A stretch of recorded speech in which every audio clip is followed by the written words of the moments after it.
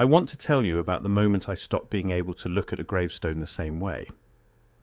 I was in Savannah, Georgia, in the kind of afternoon light that turns everything amber and makes old stone look older than it is. Colonial Park Cemetery, one of the oldest surviving burial grounds in the American South, established by official record in 1750. I was there for a specific reason. I had been tracking a discrepancy in the founding dates of several Savannah institutions, and the cemetery appeared in my research notes as a potential cross-reference point. I was not expecting to find anything unusual. I was expecting a quiet afternoon with old stones and a notebook. And then I stopped. There was a headstone, white marble, high quality, the kind of dressing that implies a skilled craftsman and access to good material. The inscription named a man, his rank, his connection to the early settlement, and then the date. He had died, according to the stone, in 1742, 8 years before the cemetery was officially established. I stood in front of that stone for a long time. A reasonable person hears that and reaches immediately for the obvious explanation. Clerical errors are common. Memorial stones are sometimes erected decades after death. People are reinterred. Records from the colonial period are notoriously unreliable. All of that is true.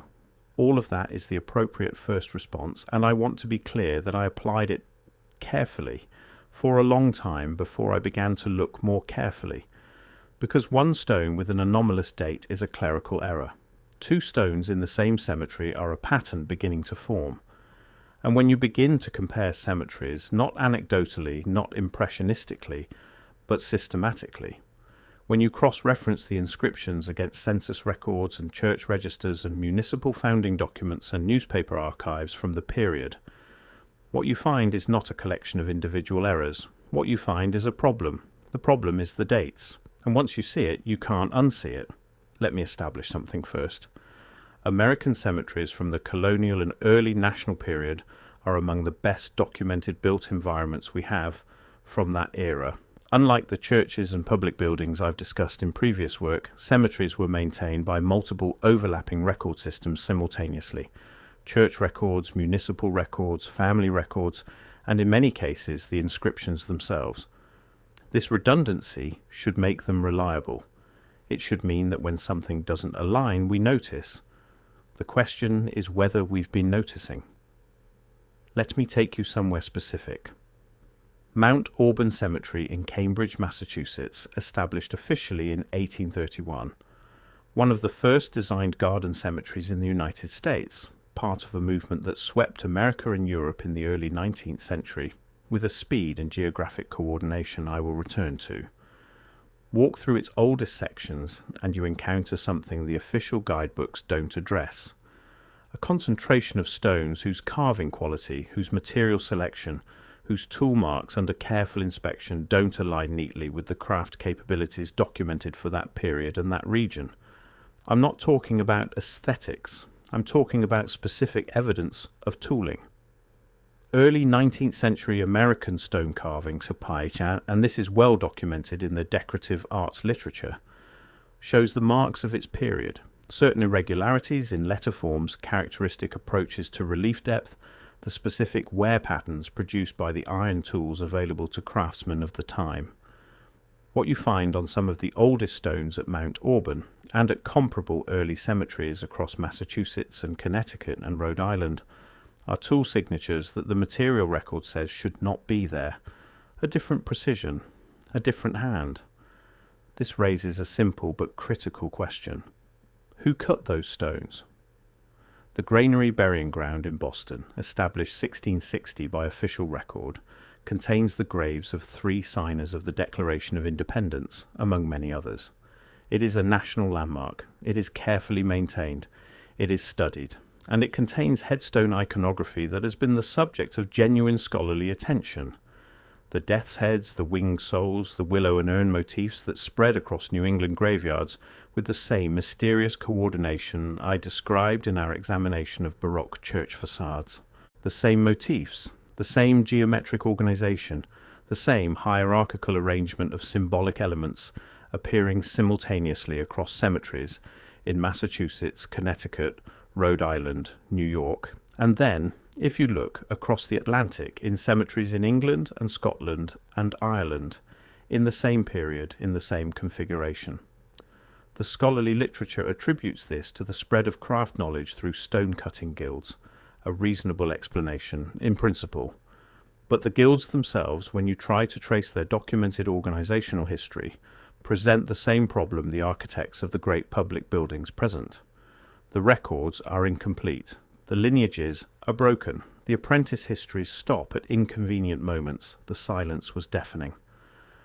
I want to introduce you to a specific figure, James Farrell, not a famous name but relevant here, a 19th century American antiquarian who spent the better part of the 1850s doing something almost nobody else was doing at the time, systematically documenting the inscriptions and physical characteristics of colonial era gravestones across Massachusetts and Connecticut, comparing them against available church records and municipal registries.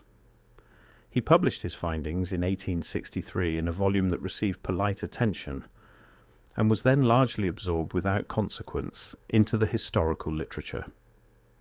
What Farrell found, and stated plainly in his introduction before retreating into the careful language of 19th century scholarly convention for the remainder of the book, was that a significant number of the oldest stones he documented could not be matched to any corresponding record in the church or municipal systems. The person named on the stone did not appear in any surviving register of birth, baptism, marriage, death, or land ownership. The stone existed. The name existed. The person did not exist in any documentary system that should have recorded them. He noted this. He framed it as a problem of record loss, which is the appropriate scholarly response. He did not pursue it further. I did. The specific cemeteries Farrell documented show a pattern I find impossible to explain by record loss alone, because the gaps are not random. If colonial record keeping was simply unreliable, you would expect undocumented stones to be distributed across the full date range, scattered across the full social spectrum. What Farrell found, instead, and what I confirmed through my own cross-reference, is that the undocumented names cluster.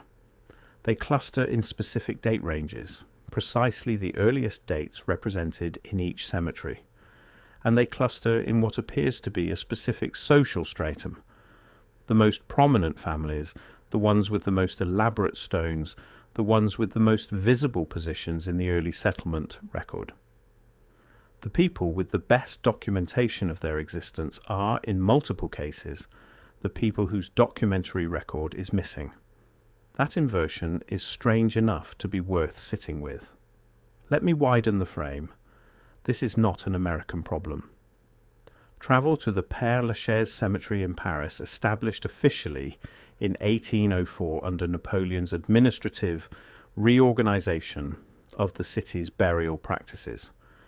Père Lachaise is famous, it is studied, it is the subject of an enormous academic literature.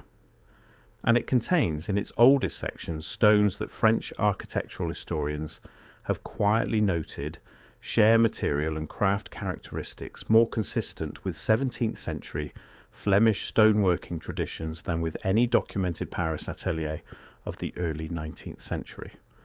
The explanation that circulates in the literature is that stones were transferred from older cemeteries displaced by Napoleon's consolidation program.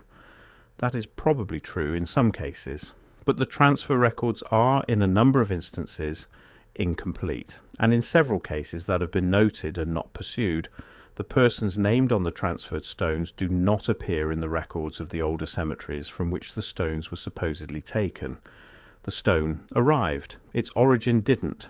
The Highgate Cemetery in London, established 1839, another product of the garden cemetery movement, contains in its western section some of the most elaborate Victorian funerary architecture outside of continental Europe. The catacombs, the Egyptian Avenue, the Circle of Lebanon, a construction program of extraordinary ambition for a private commercial venture operating in the early Victorian period with the logistical capabilities of the time. When you examine the construction records, the available documentation of how Highgate was built, by whom, on what budget, on what timeline, you find the same comfortable vagueness that characterizes the documentation of so many ambitious stone structures from this period. Names that appear in the record and then don't. Contractors who cannot be traced to any other documented project. Cost estimates that don't align with what was built. And beneath the Victorian construction in the ground itself, archaeological surveys conducted during Highgate's extensive restoration work in the late 20th century found something the Restoration Committee noted and did not elaborate upon in their published reports: evidence of significantly earlier interments predating the cemetery's official establishment by what the consultants described in internal documents as a margin that warrants further investigation. Further investigation was not conducted. The restoration continued, the margin was not explained. This raises a simple but critical question. What was already in that ground before Highgate was Highgate? I want to be precise about something because it matters for what comes next. The garden cemetery movement, the wave of designed burial grounds established across Europe and America between roughly 1820 and 1870, has an official history. Named founders, documented design philosophies, traceable aesthetic precedents. That history is real. I'm not disputing it. But when you map the movement, when you chart the dates and locations of establishment across 2 continents, you encounter a pace and geographic distribution that requires, by the official account, an extraordinary degree of rapid institutional uptake. Within roughly 40 years, 1825 to 1865, large formally designed cemetery grounds were established in Boston, New York, Philadelphia, Baltimore, Cincinnati, Chicago, New Orleans, and in Paris, London, Edinburgh, Berlin, Vienna, St. Petersburg. Not influenced by each other, not inspired by a common precedent that then took decades to propagate. Established, built, operational. Simultaneously, in cities with no documented coordination mechanism that could account for the simultaneity. The official explanation is the pattern book argument again. The circulation of printed design manuals, the movement of trained landscape designers between commissions, and again, as with the churches, the pattern books describe principles. They cannot explain why a cemetery established in Cincinnati in 1845 and a cemetery established in Edinburgh in 1843 share not just a design philosophy but specific gate proportions, specific planting schemes for the approach alley, specific dimensional relationships between the main avenue width and the height of the surrounding wall. Relationships too precise to be explained by shared reading of the same published manual. Someone was building to the same specification. Now let me bring in the dates problem from a different direction. Because the anomalous inscriptions, the stones that predate their cemeteries, the people who don't appear in the records, those are one kind of evidence. There is another kind that I find, in some ways, stranger. The ages. Go through colonial American cemetery records systematically. Not selectively, systematically. What you find when you tabulate the ages at death recorded on the oldest surviving stones is a distribution that doesn't match the demographic models for the period. The official demographic history of early America describes a population with high infant and child mortality, moderate adult mortality, and a relatively small elderly cohort. What the stones show in multiple colonial New England cemeteries is an anomalously high representation of individuals recorded as dying at very advanced ages, 90, 95, 100, and in several documented cases at the Granary Burying Ground and in burial grounds in Salem, Concord, and Hartford, individuals recorded at ages exceeding 110. Long-lived individuals exist in every population. This is not evidence of anything by itself, but the specific distribution, the cluster of extreme longevity in the earlier strata of these cemeteries, followed by a sharp normalization in the later 18th and early 19th century records, is, when you plot it, a pattern. A pattern that demographic historians have noted in passing and attributed to unreliable early record keeping, which is the same answer that covers everything else that doesn't fit. Unreliable record keeping in one direction, always. always making the early population appear older, longer-lived, more anomalous, never the reverse. The errors, when attributed to error, run consistently in the same direction. I've been corresponding with a researcher working outside the institutional funding structure for reasons that will not surprise you by this point in the video. She has spent several years cross-referencing the death ages on early American headstones against contemporary church registers and newspaper obituaries from the same communities. What she found is that in the cases where cross-reference is possible, the ages are consistent between sources. The stone says 97. The church register, where it survives, says 97. The newspaper notice, where it exists, says 97. The problem is not that the ages were recorded wrong. The problem is that they were recorded right. And the demographic models don't accommodate them. So they've been attributed to error without testing that attribution carefully. The evidence suggests something much larger than a rounding error in historical demography. Now I want to talk about something that sits at the edge of this material, something I approach carefully because in isolation it sounds like the kind of claim that invites easy dismissal. The mass graves. In the course of restoration and infrastructure work across American and European cities over the past century and a half, a consistent pattern has emerged in the archaeological record. Beneath many of the oldest urban parks, beneath city squares, beneath the foundations of public buildings established in the early 19th century, workers have found organized groupings of human remains, not scattered. Organized, laid in rows or in concentric arrangements or in configurations that suggest not chaotic mass death but deliberate systematic interment by someone who knew what they were doing and had the time and organization to do it properly. The explanations are various. Plague pits from medieval periods, Civil War casualties reinterred, overcrowded colonial cemeteries whose markers were lost. All of those are real phenomena. All of those explain some of what's been found. What they struggle to explain is the consistency of the finding and the locations. The same organized mass interment pattern appearing beneath urban centers across the American Midwest, in cities the official record places as settlements of a few hundred people in the early 1800s. You don't develop a tradition of organized mass burial in a town that has been standing for 15 years. That tradition belongs to a community that has been managing death at scale for a very long time. Washington Square Park in Manhattan. A documented case, not a suppressed one. The presence of a burial ground beneath it is well known, the subject of archaeological surveys recorded in the historical literature. What is less prominently discussed is the specific organization of what was found. Approximately 20,000 individuals interred with a degree of systematic arrangement that the archaeologists who surveyed the site described in their formal report as consistent with an established institutional burial practice of considerable duration. 20,000 people.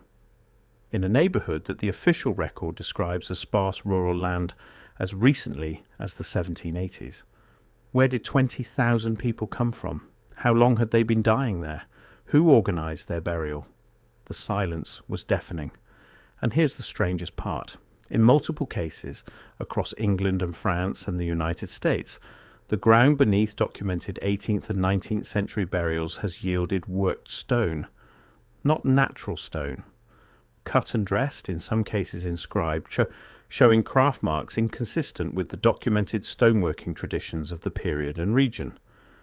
Remnants of earlier structures, earlier organized spaces, earlier use of the land for purposes that involved the careful, skilled working of stone at a level the official history of those locations does not accommodate. The standard interpretation, in the cases where this has been discussed at all, is that the cemeteries were established on the sites of earlier structures. Roman remains in British cities, medieval foundations in French ones. Plausible where the historical depth of occupation is not in question. It is considerably less plausible in Ohio, in Indiana, in Illinois, in the American Midwest, where the official founding dates of cities place them as European settlements of the 1820s and 1830s. Worked stone has been found beneath 19th century burial grounds in conditions that cannot be explained by Roman occupation when Rome never reached Ohio, and cannot be attributed to medieval construction. Medieval Europe never reached Indiana. The archaeological reports I've located through State Historical Society archives, technically public, practically inaccessible for reasons of organization rather than classification, describe these finds in language that is precise and chosen and declines to name what the findings might mean. Anomalous lithic material, evidence of pre-contact modification, stone fragments of uncertain provenance and cultural affiliation. I am not here to name it definitively either. I am here to ask why in city after city, the ground beneath the places where the 19th century civilization chose to bury its dead contains evidence of an earlier civilization that the official history of those cities does not acknowledge. Let me connect a thread from our earlier work because it matters here more than I initially understood. In the video on the Amazon, we examined the Tartaria soils, the anthropogenic black earth distributed throughout the basin in concentrated patches, extraordinarily fertile, self-regenerating, built into the earth itself as a system designed to go on producing long after the people who made it were gone, a biological infrastructure still running its original programming centuries after the civilization that wrote that programming ceased to be visible in the historical record. And in our work on the European parks, we looked at the systematic removal of what some researchers call provider trees in the 1870s and 1880s. Species replaced by ornamentals that serve no nutritional function in city after city across multiple administrative systems with no apparent central coordination in the same compressed historical window. I want to suggest to you that the cemeteries fit the same pattern, not the biology, but the logic. The same civilization that built systems designed to persist, forests, soil, roads, the cathedral geometry, also built systems for managing its dead. Those systems persisted too. And when the new civilization arrived in the early 19th century, it didn't find empty land ready to be organized into burial grounds. It found something already in the ground, and it built on top of it, as it built on top of everything else. And then it wrote the story of what it built in a way that made the ground beneath invisible. Cemeteries are where we put the people we can't forget. They are the physical embodiment of a civilization's commitment to memory, to the maintenance of names against time, to the proposition that the individuals who lived and died deserve to be identified and located and found again by the people who come after them. And yet in the cemeteries, in the very places where the record should be deepest and most redundant and most reliable, we find the same gaps that we find everywhere else. The missing names, the impossible dates, the stones without records and the records without stones, the organized dead who appear in the ground without explanation, the earlier worked stone beneath the documented foundations. If there was a civilization that preceded the one we know about, a civilization of the kind I've been tracing across this channel, in the architectural record, in the managed forests, in the rivers of the Amazon basin, then its dead are somewhere. The people who cut the stones and aligned the cathedrals and engineered the soil systems and built the buildings that appear in 19th century photographs already complete and already weathered. Those people lived and those people died. They were put somewhere. What if they were put in the ground beneath the cemeteries we built on top of them? What if the anomalous stones, the impossible dates, the names without records, the organized mass graves beneath our oldest city parks are not evidence of record-keeping failures? What if they are the record? What if what we're reading, when we read those inconsistent dates, those missing names, those tool marks that have no business being in 1830, what if we're reading a text written by the civilization that came before? A text inscribed in stone and in organized soil and in the careful distribution of remains across an underground that was already old when we started building on top of it. A text we've been standing on for 2 centuries without knowing how to read it. I want to be careful here because what I'm suggesting, if followed to its logical conclusion, is not comfortable. It implies not just that the historical record is incomplete, which we already know. It implies that the incompleteness has a shape, that the gaps cluster. that the clustering points somewhere specific. The gaps point to a compressed period, roughly 1780 to 1830, in which something appears to have happened that produced simultaneously an enormous quantity of organised human remains distributed beneath urban centres across multiple continents. The rapid establishment of institutional systems for managing burial in a new, formal, coordinated manner across those same continents. The destruction or loss of the documentary records that would have explained what preceded those systems. And the construction, in stone, of the elaborate cemetery infrastructure through which the emerging civilization chose to frame its relationship with death and memory. 4 things: same window, same scale, multiple continents, no documented coordination. The official explanation accounts for why the garden cemetery movement arose when it did. It does not account for what was already in the ground when it arrived. It does not account for the stones that predate the cemeteries, the names that predate the records, the 20,000 organised dead beneath Washington Square, or the anomalous lithic material beneath the burial grounds of Ohio.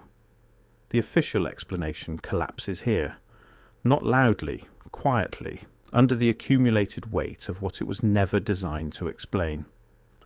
I go back sometimes to Savannah, to the stone with the 1742 date in the cemetery established in 1750. I've examined photographs of that stone more times than I can count since that afternoon, in the amber light.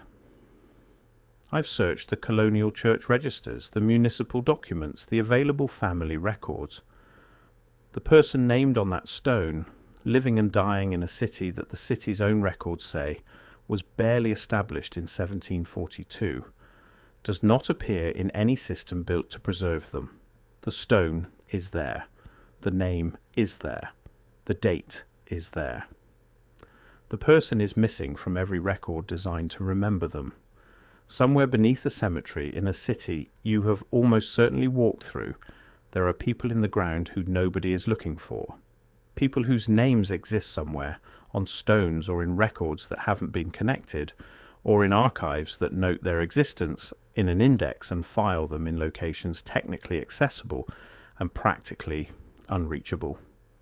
People who were part of something that ended before our recorded history begins. People who built and were buried and were then not erased exactly, but constructed over, stone by stone, record by record, history by history. We visit their cemeteries. We read names on stones above them. We feel the weight of the past without knowing how heavy the past actually is. The deeper you go into the ground beneath these cities, the older the silence becomes.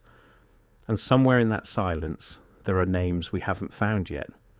People who died in a world we have no name for, buried in ground we've been standing on since before our history begins. I'm still looking.